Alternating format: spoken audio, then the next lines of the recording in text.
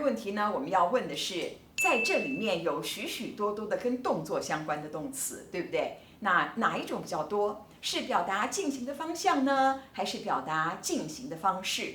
无论是方向或方式，我们都会要想到有一个 figure， 有一个东西，然后呢，它有一个路线，一个 path 或者一个 manner 形式，到达 ground 啊，到达它的那个地点或者是它的背景啊，都会要有一个进行的方式跟进行的方向。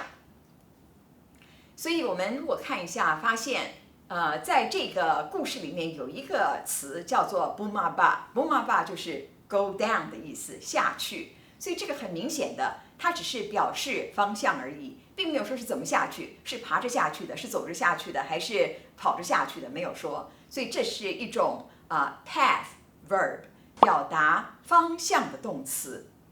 那另外一个动词叫做 lumakat， 那 lumakat 是走路，对不对？那个走路并没有说是走到左还是右，里外上下都没有说，只是走路。所以像走路、跑这些呢，都是表达样式、表达方式，但是并没有表达方向。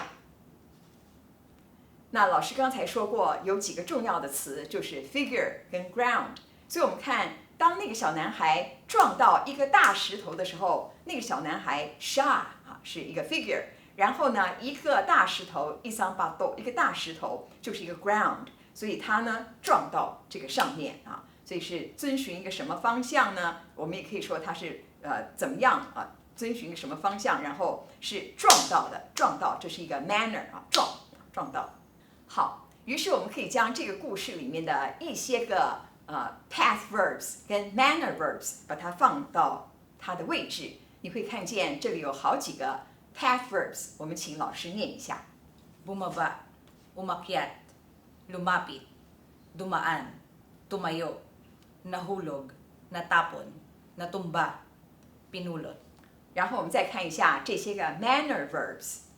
Lumakad, naglakad, tumigil, pinaandar, inilagay, inilapag, inilipat, isinakay, nabangga。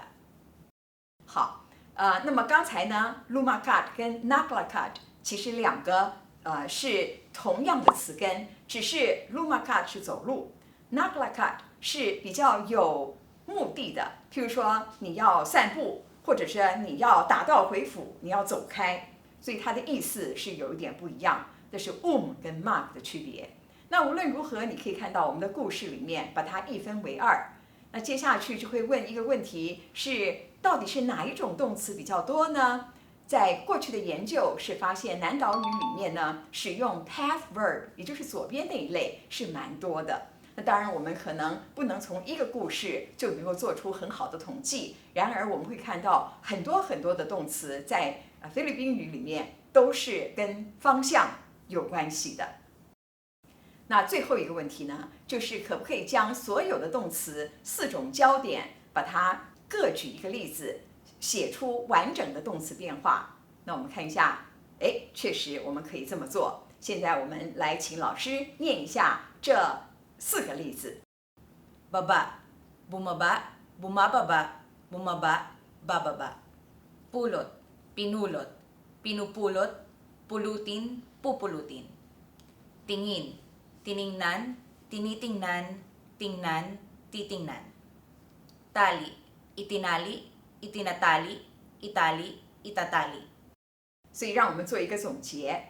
我们可以看到菲律宾语里面主要有4种焦点形式，主要是依照你对于东西的视角不同而使用不同的焦点。如果是以主事者的视角出发，表达是这个动作的很重要的话，那么就要用主事者焦点。如果你的重点是放在那个受影响的东西上面，你把它怎么处置了，那么这就是受事者焦点。如果你的重点是放在那个处所上面，在那个上面做了一些个少许的一些动作那就是一个处所焦点。或者是你将这个东西呢当做一个工具那就是工具焦点。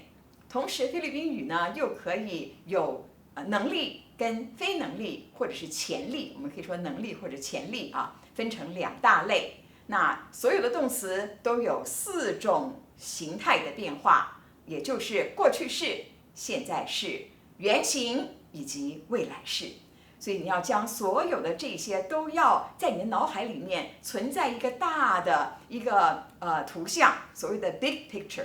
那这时候你就可以将所有的这些例子呢放到固定的位置，那你就会对于菲律宾语产生非常紧密的连接，你就会记得这个语言的特色是什么了。好，接下来我们来听一下，在这个故事里面有一些很重要的词汇，我们用词根的方式来呈现。Bata, Mama, bisikleta, hagdan, kambing, lalaki, babae, leeg, panyo, sombrero, bulsa, hulog, tingin, pulot, lagay, kaibigan, kita, panood,